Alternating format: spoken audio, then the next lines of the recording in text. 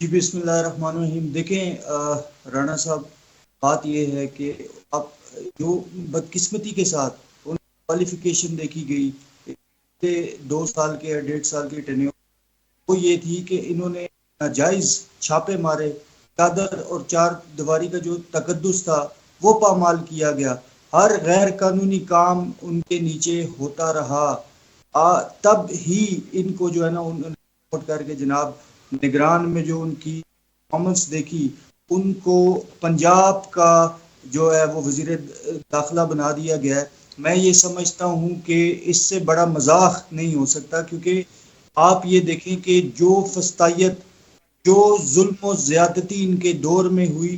آپ آپ کو تو یہ چاہیے تھا کہ آپ کو اگر حکومت آپ نے کسی بھی طرح سے کھینچ لی ہے، جو مینڈیٹ عوام کا آپ نے چوری کر کے آپ عوام کے اوپر مسلط ہو ہی گئے ہیں، تو کم از کم لوگ کوئی قابل لگا لیتے. آپ یہ مطلب اپنی طرف سے یہ گڈ گیسچر دیتے کہ بھائی آپ کی گورنمنٹ کسی بھی طرح سے آ گئی ہے، تو اب جو بے گناہ لوگ جیلوں میں پڑے ہیں 9 مئی کے کھاتے میں یا کسی بھی کھاتے میں، انہیں آپ نکالیں. ایک گڈ گیسٹ دینا چاہیے تھا. لیکن جن لوگوں نے پچھلے 1.5 سال میں عوام کا جینا حرام کیا، آپ نے انہی نگران سیٹ اپ والوں کو لا کر وزیر داخلہ بنا دیا.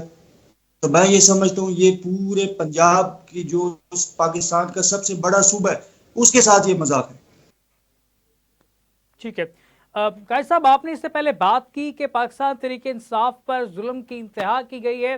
قائد صاحب، جب پاکستان تحریک انصاف کا دور تھا تو پاکستان تحریک انصاف بھی ایک مزاحمت کرتی رہی ہے.